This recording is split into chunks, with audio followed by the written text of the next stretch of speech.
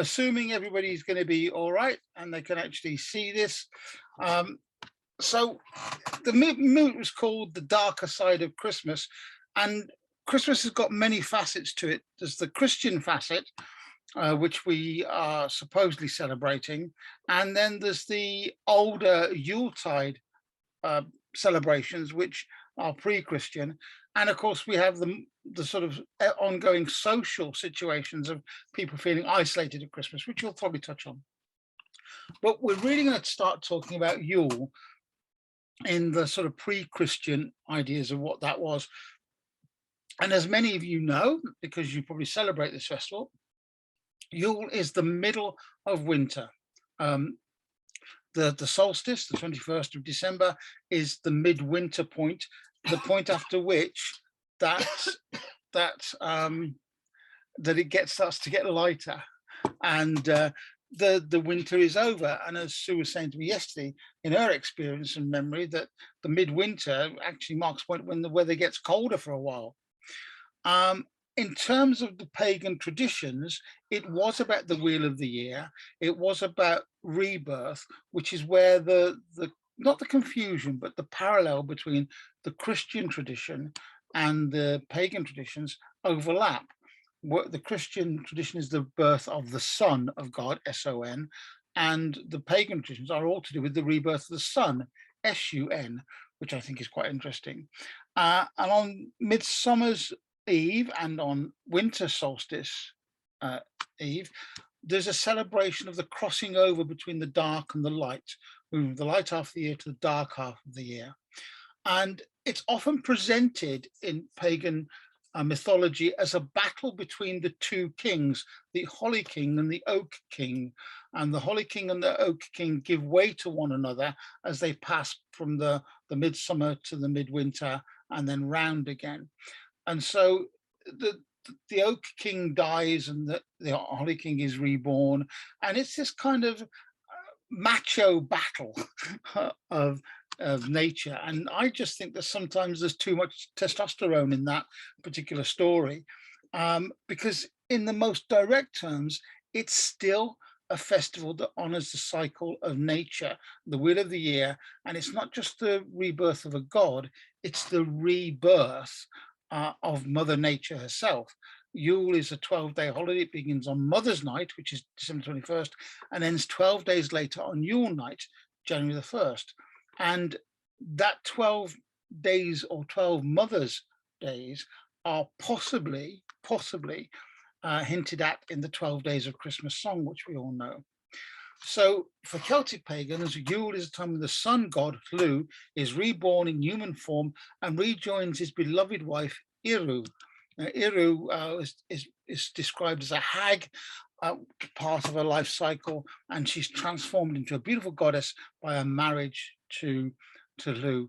And she personifies the movement of the cycle of nature from sort of the empty barrenness, if you like, to the coming maidenhood in the spring.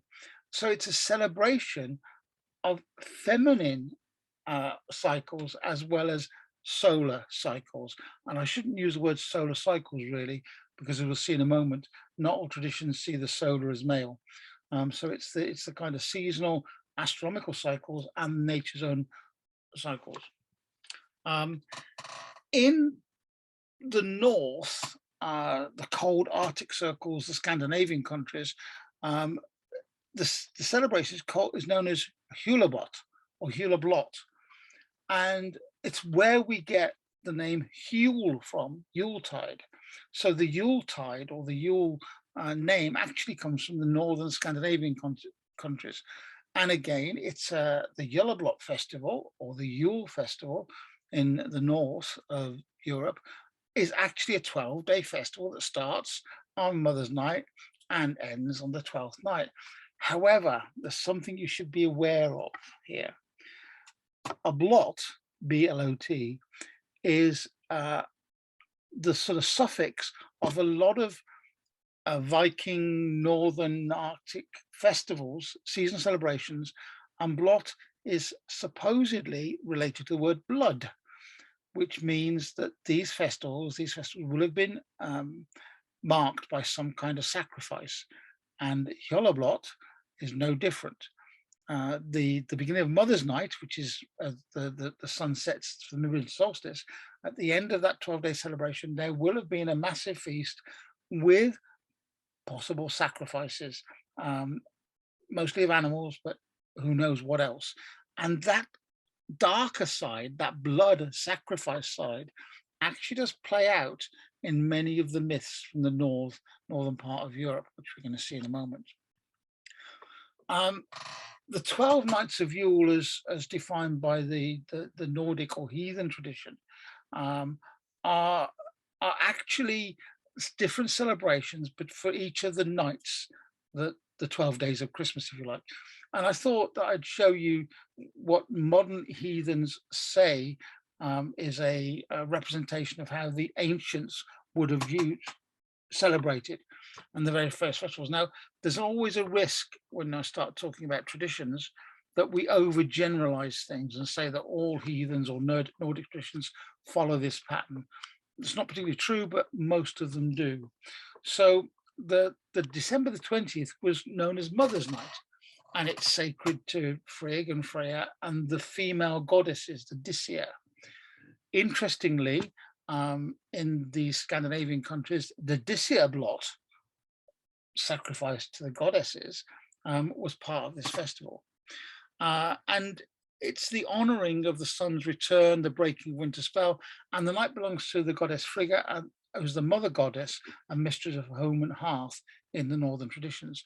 And there's a virtue associated with each of these 12 nights, which you might like to think about. So the December the 20th, it's about industriousness, being industrious. And if you think about fertility and the earth goddesses particularly, they're all about sort of working and getting things going, getting that life going.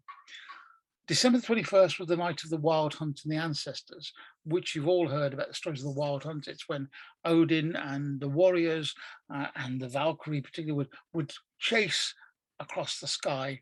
And of course, the night of the wild hunt is sacred to Odin, the ancestors. And the hunt started at Halloween. So this is where we have the hunt chasing the dark of the year around the cycle, okay? And anybody who sees the wild hunt on this night, well, may be swept away. Now, the virtue tied to this night is perseverance.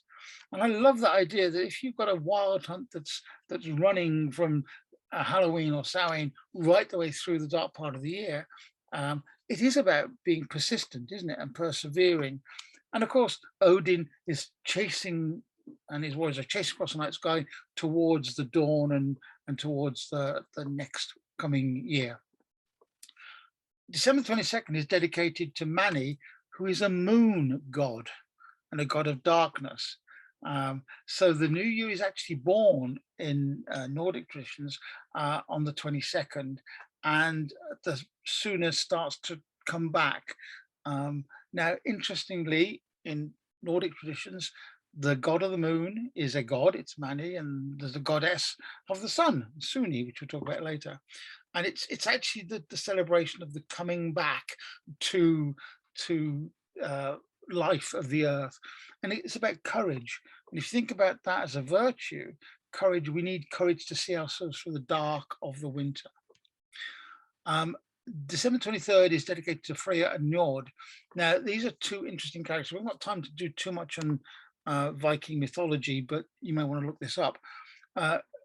Njord had two children, Frey and Freya, and they manifested their powers in different ways. They were both gods, was a goddess, god and goddess of the weather. And of course, these two gods were really important to farmers and harvests. And Freya was also a goddess of love. And she could provide followers with prosperity in their households. So think about this for the moment. You're in the middle of winter, you've just come through a celebration where you're welcoming the sun back. What better gods to start looking at as the ones that are going to bring the crops in the future and bring you prosperity in your household? And again, the virtue here is love. I won't go into the story, but the Frey and Freya story is a kind of it's a love story that has a tragic ending, which you might be tempted to go and look that up for yourself. On December 24th, there was a feast of community. This is a major feast day in this whole Yule cycle. And it's all about being as hospitable as you can. I know that photograph there doesn't look particularly hospitable. Odin looks a little bit kind of fierce. However, we do know that the Nordic peoples, the Viking peoples, were renowned for their feasting and their drinking, a bit like the Celts, really. They were renowned for their feasting and drinking. And of course, every one of these days would have been associated with a massive feast. And on the 24th, it would have been a feast for the whole of the community. On the 25th, I suppose after you've had a feast, you need to rest a little bit. So it kind of makes sense that you've got a day sacred to the goddess of healing. 25th of December in this particular mythic cycle is about bringing healing back. It's the matron goddess of healing. And again, we're back to discipline. 24th of December, you get blottoed, literally, blottoed. Interesting. You'll blot, sacrifice, and next day you rest and you exercise some self-discipline with the goddess of healing. 26 is dedicated to Thor and children in particular. Thor is quite an interesting character in Greek mythology. In Viking mythology, is not kind of like the Thor of the Marvel comics. Thor, when you read the sagas, is sometimes a bit hapless, sometimes a little bit full of himself, sometimes a bit arrogant. But the biggest thing you can say about Thor is that he's driven by protecting. Look at the picture here. You've got Thor and his hammer with the lightning, and he's being pulled by two goats. We'll talk about those a bit later on. One of the things that the stories do tell about Thor also is that he kind of protects the young, and again, fidelity is the virtue associated with December the 26th. December 27th is dedicated to two gods, the gods of the hunt. Skadi is a forest giant turned goddess, and his daughter of Pzezi, which you don't need to know about, but and Ular is the god of wintertime sports, often shown as either skiing or snowboarding, not quite snowboarding, but you know what I mean, in snow and with bows, because they are huntspeople. And their stories are related to the seeking of truth, finding of truth, discovery of truth. One of the things that's often said about hunting, although I'm not into blood sports at all, is that the true hunter understands the truth of the hunt. And it's not simply about killing an animal, it's about other things too. And you might like to ponder that a bit later on.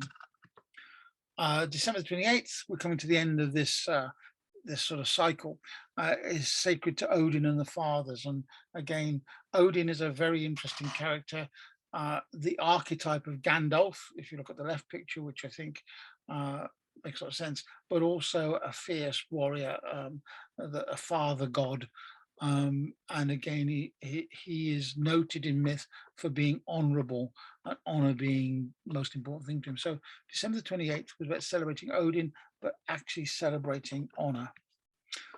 December 29th was sacred to Suna, which is the sun goddess. And of course, she would ride her chariot across the sky. Maybe that was the chariot that the wild hunt was chasing. I'll leave you to think about that. And the associated virtue of the Suna is justice. We're coming to the end of this 12-day cycle now. The December 30th is sacred to Valkyries. Now, Valkyries were the warrior goddesses, the warrior women who would lead the worthy into Valhalla. And their daughters of Odin and chosen warriors. And the virtue here is self-reliance. One of the things that the Valkyrie stories teach us is that they are strong as a group, but they are also self-reliant.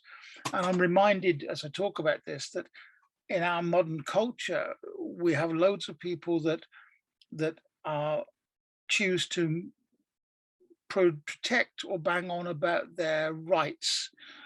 I wonder how many of those people actually bang on about their responsibilities. And I think this idea of rights and responsibilities in in another way of discussing is quite interesting. And then lastly, the oath night, sacred to divine friends, and it's the night of the greatest feasting, and the virtue was wisdom. The wisdom, I suppose, was to make sure you got an empty tummy before you started the feasting on the 31st of December. I don't know.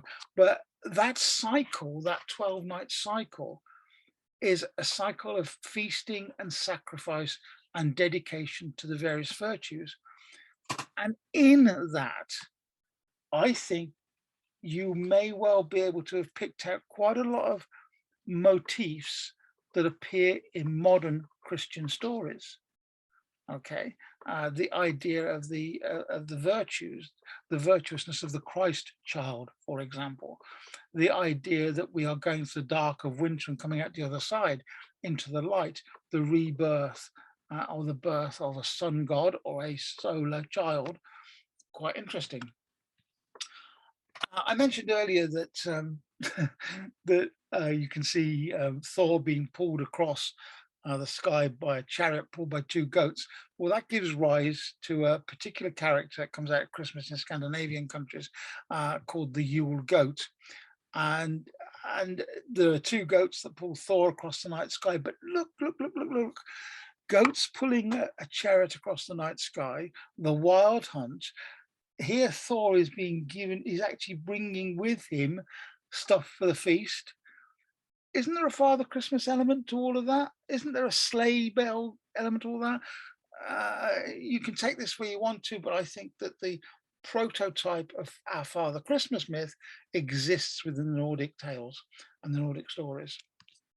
There are a couple of other people that are really interesting to talk about from in folklore that are definitely pagan, and they have some interesting things to offer us. The Weissenfrauen, which are the wise women or white women, are elven spirits that from Germany, and they derive from the Norse legends of the light elves, and they dance around the woods and they bring their blessing to the woods. And in Dutch, they're also a group of wise women, the Witte Weaven, and they're the same myth, the same legend. These white women, these elves, these fairies are coming into the woodland to bring life back to the woodland. And in France, you have the white women, Dame Blanche. They're beautiful and enchanting women, appear at noon, and they are seen sitting in the sunshine, brushing their hair and bathing in brooks. And they may be guarding treasures or castles. That's the medieval take on it. But what's the greatest treasure the earth has? Well, it's the life within it. Yeah, and so these spirits, these women, these folkloric characters are female spirits of nature that appear around this time of year to remind us they're still there. Before we move into the dark stuff, I thought we'd have a little bit of a chat about Christmas in terms of Christianity.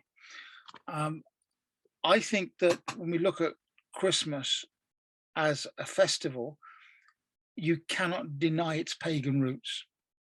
And also, as has happened with lots of pagan festivals, they were adopted or adapted by the church for their own means.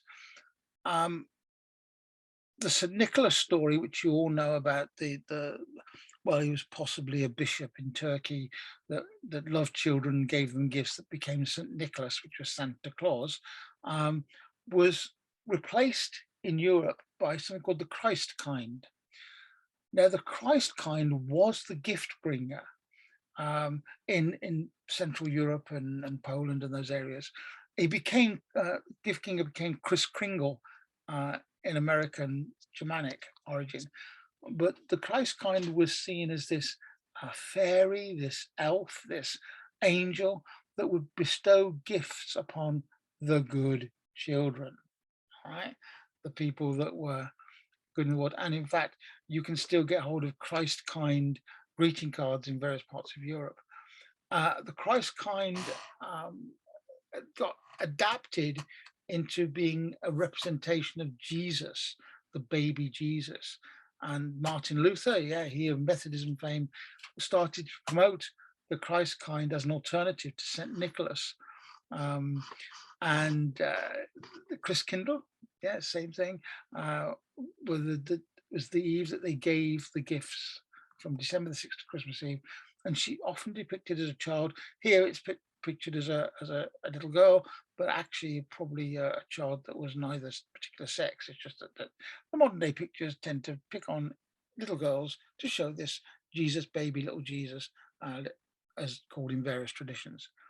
Um, the Christ kind was the gift bringer.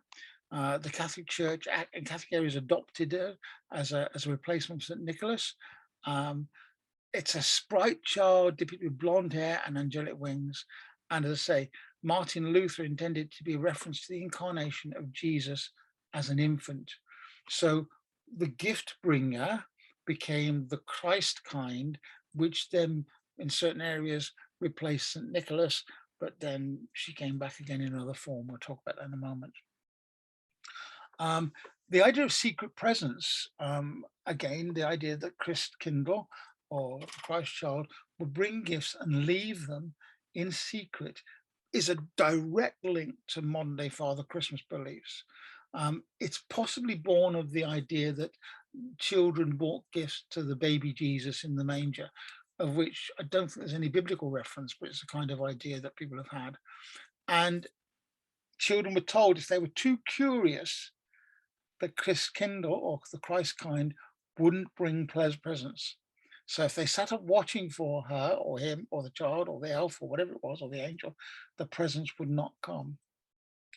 And the children were led to believe that it was Christ kind that brought the presents. Now, these presents were not like the commercial presents that we have today. We've lost that element of it. These would have been presents that would represent the things we needed to survive through the year, and they would reward our efforts through the year.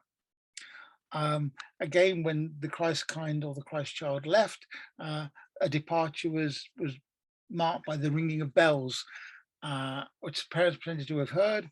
Again, this is a direct link to the later Father Christmas stories of watching and making sure you're on the naughty list or the nice list.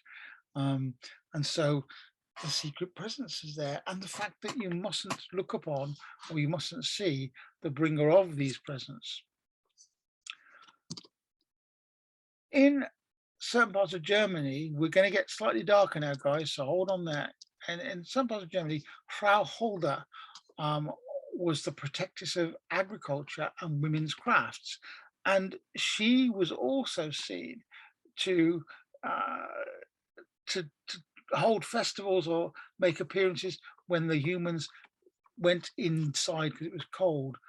And she would actually bring presents, and she would actually bring gifts and blessings to the households that had been good. She was linked to the Wild Hunt, and she's often identified with Diana in old church documents. She was a figure of light, a feminine figure of light and abundance, and of agriculture and of women's craft. In fact, I was talking with somebody a year or two ago now, who was trying to make a case that Frau Holder was the equivalent to Brigid in Celtic myths. And I kind of get that link. However, to every light side, there is a dark side. And so now we're going to take a little trip down into the darker side of some of these myths. You see, it's all very well and good if you were a good child or a good parent or a good person, then the various spirits of Christmas would reward you for that, or the various spirits of Yule would reward you for that. But actually, Christmas or Yuletide has an element of manipulation within it, i.e., you're not being good because you are good, you're being good because of the threat of something bad is going to happen to you.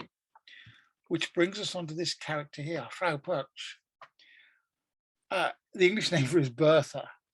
Now, it's interesting, a name could actually mean bright one. However, she is a two-faced character, quite literally. She has this wonderful, wonderful um, uh, sort of kind side to her for the good children. But she has this other face that she turns towards the bad children, and they see only that. She's also known in certain areas of Switzerland and Slovenia as the Lady of the Ember Days, which I kind of like that title.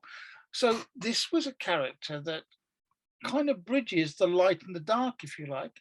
If you were good, you met Frau Perch, her nice side. If you weren't, well, woe betide you. In mythology, she's depicted as a maiden at some times or a hag at others. Um, in the Tyrol, she appears a little old woman with a wrinkled face, bright, lively eyes, long nose, her hair is dishevelled, her garments torn. But in other places, she appears as just a beautiful maiden. And I think there's something there to be said about the kind of way you would perceive this particular character would depend heavily upon whether you've been naughty or nice. Percha was given to uphold cultural taboos. For example, the prohibition against spinning on holidays. Here we see a creation of the naughty and nice list. Here we see that these deities, these characters, are there to enforce particular rules or expectations of a culture. If you ended up on the naughty list, well, Percha would roam the countryside, and if you were naughty, well, if you're nice, they might find that a small silver coin next day in a shoe or in their pail, hence putting stuff into socks or shoes. If not, legend says she would split your belly open, remove your stomach and guts, and stuff the whole with straw and pebbles. And she was particularly concerned to see that girls had spun the whole of their allotted portion of flax wool during the year. It's a bit crazy, isn't it? Right? This is kind of like the threat from beyond, and it's a pretty gruesome character. So some people were looking forward to seeing and welcoming Frau Percha because they'd been good or they expected that they'd be rewarded. A few of them were scared of seeing Frau Percha because that would mean that they would get their guts torn out. Pretty nasty, pretty yuck. The character that some of you have already mentioned, I think, is a great character called Krampus. In lots of places, he accompanies St. Nicholas. And in fact, early depictions of him are of him being, if you like, the anti-St. Nicholas. In some places, he appears with St. Nicholas. On some stories, he appears before St. Nicholas, and he visits homes and businesses. The saint would always appear in these vestments of the sort of Eastern Church. Krampus would always appear as a goat-like devilish character, although nowhere in the Bible is the devil described as having horns, but that's another story. Nicholas dispenses gifts, and Krampus supplies coal and birch bundles, well, for fires, I guess. And if you're particularly naughty, whilst St. Nicholas would pull gifts out of his sack, Krampus would put children into his sack and take them away, never to be seen again. The appearance of Krampus in myth really marks this kind of turning of Christmas into something else. We see it as a light celebration where people bring gifts, but reality, nature isn't like that. One of the things that you've probably heard me talk about in the past is that where we get, let's call them, I used to call them New Age space cadets, simply because there's the fluffy side of all of this stuff, which is the nice, romantic, bubbly, cheerful, um, bestowing magic and blessings on people, which is great. It's great. I'm not knocking that. However, you can't deny the shadow. And in these stories, Krampus in particular, Frau Perchet, they are the shadow side of nature. Nature exists because of chaos and creation, or chaos and order. That's the nature of nature. And so where one hand nature gives, it can also take away. And the midwinter, think about it, to these peoples, these old peoples, they were living in the most inhospitable of places sometimes. And if they didn't look after themselves and their communities, they would not survive that long. Nature was seen as having its kindness, bestowing blessings, and also taking people away, which I think is where the Krampus thing starts to be given legs. It's also the fact that if you want people to conform, and Father Christmas, whether you like it or not, his naughty and nice list that he's checking twice. Um, I think, that's about wanting people to conform to certain values, certain attitudes. And if you look at almost any fairy tale or almost any children's story, you can see elements of the children being encouraged to conform to what was considered to be the norms of the time. One of the most interesting things is Frank Albarn's Wizard of Oz. If you know that story, you know that she starts off, Dorothy starts off by wanting to be somewhere else. She goes on this incredible adventure and ends up back home. But what brings her home? Clicking the red shoes that said there's no place like home. For me, that story is about keeping people, and particularly maybe women, in their place, telling you where their place is. Little Red Riding Hood is also a story about being kept in their place. So Krampus is an example of where these things can keep you in your place.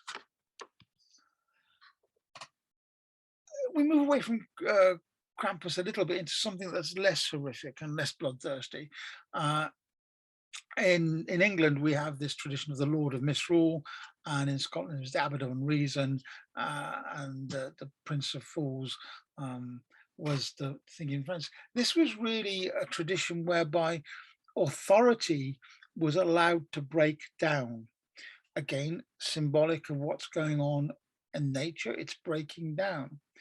And usually the Lord of Misrule could have been a peasant or somebody who was not that high up in the church, and they were appointed to organize or orchestrate the revelries at Christmas, which actually included drunkenness while partying, very close to the Roman tradition of Saturnalia, which was a big Roman festival. Again, Saturnalia links to the Yule tradition in some ways.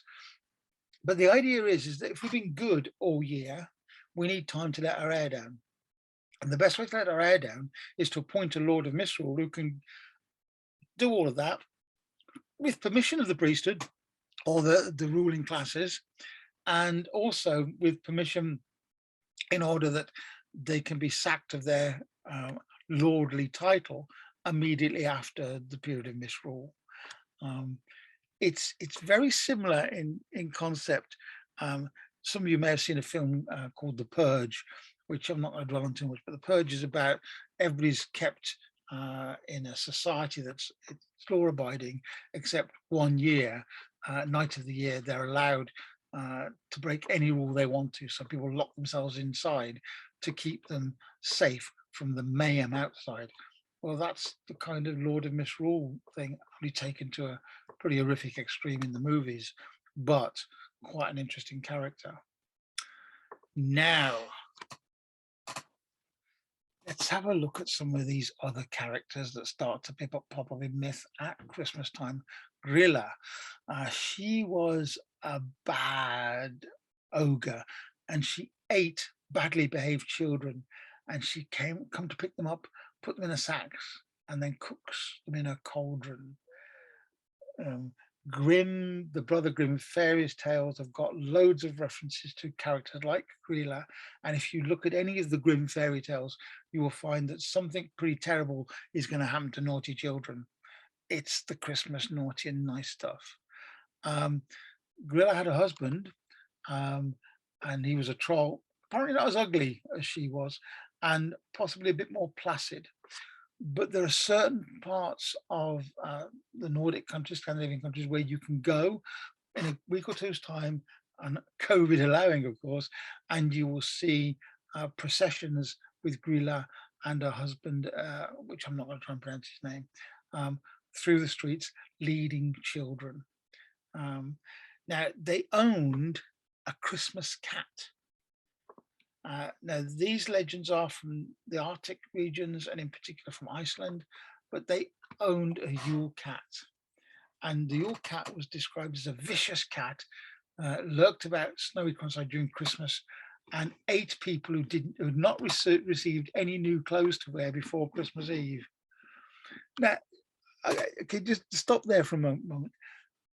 A wild animal, a huge, nasty wild animal, supposedly related to this woman we've just seen, roams the countryside, and if you've not had any new clothes given to you before Christmas Eve, takes you off. That's the violence of nature, isn't it? That's the mystery of nature coming and taking away people who are unprepared. Now, the thing I found interesting when I started to look up this Yule cat is in lots of places you'll find that it's referred to as a very ancient tradition directly linked to Grilla. However, I can't find anything that's been written about the Yule cat since before the 19th century. So it seems that somebody wanted to retell the stories of keeping people safe over winter. Yeah. And it is very likely that the stories that were told about the Yule cat were all about keeping the workers in place. The threat being eaten by the Yule cat was used by farmers as an incentive for their workers to finish processing the autumn wool before Christmas. The ones that took part in the work were rewarded with new clothes, but those that did not get nothing, and thus could be preyed upon by the monstrous cat. Here we have industrialization. We have the rich classes making use of a legend. I don't know what you think. I think it's quite interesting. However, not only did Grilla have the Yule cat in myth, she also had the Yule lads. There were actually 13 of her children. She had many, many more, but 13 were particularly these Yule lads. Well, they were mischievous pranksters who'd steal from and harass the population, and they'd all have their specific ways of harassing people. And they would come to town one by one during the last 13 nights before Yule, and they'd either leave small gifts in shoes, on windowsills, but if the child had been disobedient, they would leave a potato in the shoe. Notice that repeating pattern. But also, they were misrule. They were pranksters. And the Yule lads, if they came upon you, it was often because you had made an error in your thinking or in the ways that you were behaving. And the Yule lads would appear on different nights. And I'm not even going to try and pronounce the Icelandic names for them. But on the 12th of December, the sheep coat clod would arrive. I'm not sure what kind of prank the sheep coat clod would play, but maybe they'd throw all the fleece around the room. And then on the 13th, the gully gawk would appear. Again, maybe they'd be lurking around to scare you.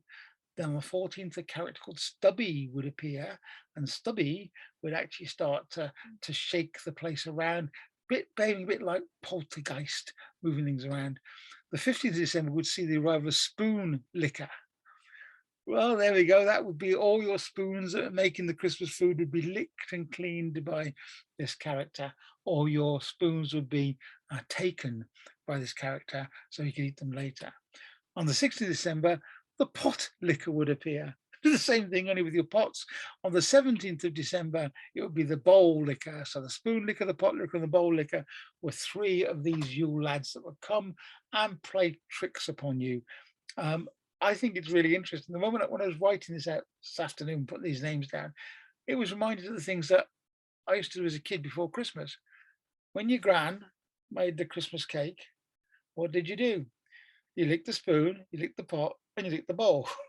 Well, you didn't lick it. You started to eat the mixing. And be honest, how many of you actually did that? Sue, did you do that? Yeah, she's nodding. Yeah, yeah, yeah. On the 18th of December, the Yule lad got particularly mean. They were the door slammer. They actually keep you awake all night by slamming doors. And then you'd have the skirra gobbler. Now, I've no idea what a skirra gobbler is, but I suspect it's some kind of food. And then the sausage swiper, 20th December, 21st December, the window peeper, 22nd December, the door stiffer, 23rd December, the meat hook. Dread to think what he came with. I can think of loads of horror films that have got that kind of character in.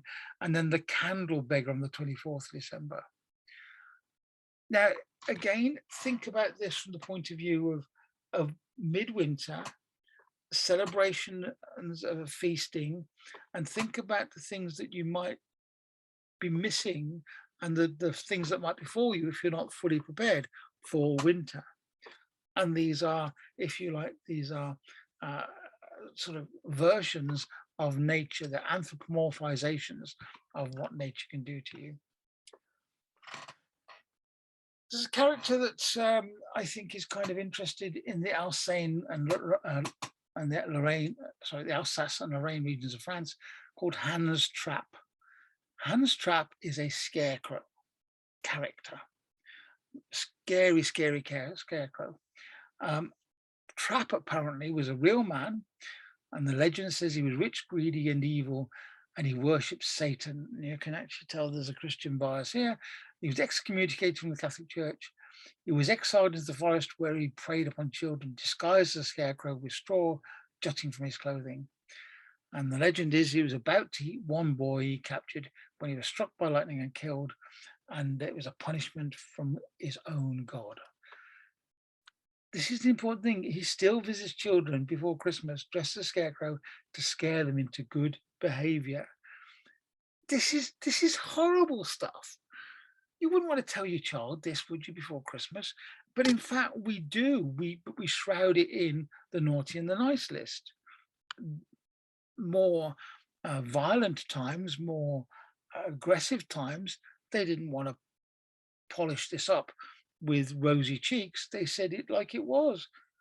If you are actually out of order, something actually bad might happen to you. And the fact that it's given a Christian spin makes it all the more interesting.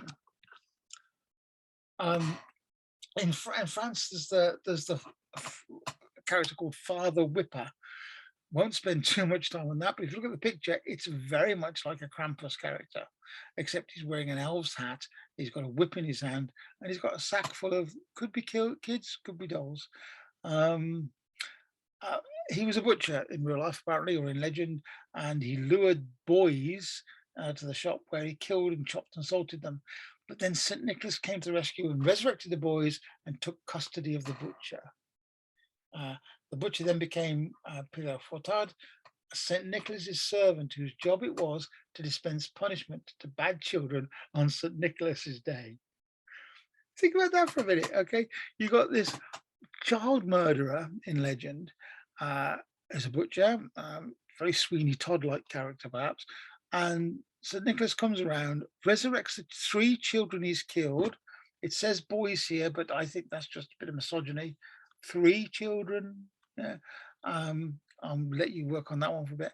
And resurrects 3 children, and then turns him into his own helper, where St. Nicholas can do all the nice things, leave all the nice presents, and this Father Whipper actually punishes the naughty children. Talking about abdication of responsibility there, eh? And creating a darker side. It's also the fact that if children didn't get Christmas presents, it would be very easy for somebody to turn around and say, well, that's because you're bad, for no other reason. And the last character I thought I'd really mention is Belschnickel. It's a male character from Southwest German law who traveled into the United States and ended up in Dutch customs. And in fact, Belschnickel appears in lots of American, or particularly sort of Pennsylvanian motifs and cards. He comes to children sometime before Christmas wearing tattered old clothing and raggedy fur.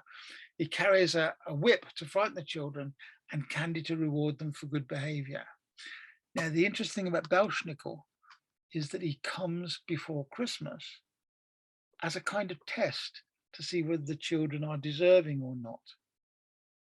So this is again a kind of the naughty and nice list, but made into a physical character. It is said that when Belschnickel, who came in rags before Christmas, he went back to the houses where the children had actually treated him kindly, as a kind of heroic character who would then actually guide us for the rest of the year.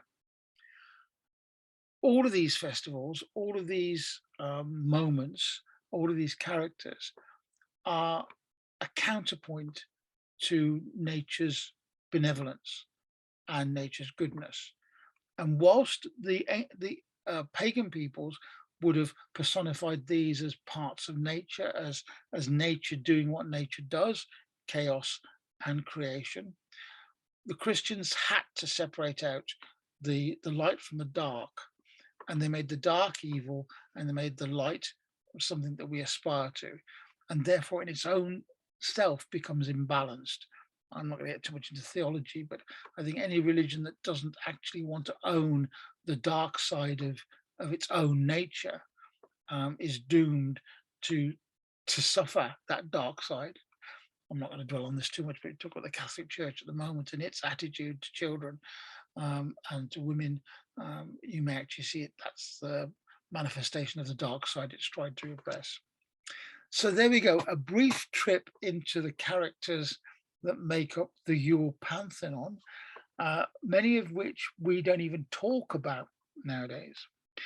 But what's interesting here, I think, is the Christmas that we know, the Father Christmas, the Christmas tree, the carols, the 2 or 3 days off and the feasting, is mostly a Victorian invention. Charles Dickens has a lot to answer for. In Protestants times, people did not celebrate the birth Christmas as the birth of Christ. They did not have time off work. And when Charles Dickens wrote his Victorian masterpiece, it gave Christmas a new focus. The three ghosts that come to see him, reminding him of his past and his present and his future. And the fact that he can mend his ways. The ghosts are actually these darker spirits of Christmas coming up and showing him where he could mend his ways. And perhaps in traditional pagan times, these dark characters were less about fear and punishment, but more about mend your ways because you're actually going the wrong way. So all I can say to you now is have a cool Yule, and we'll see you in 2022.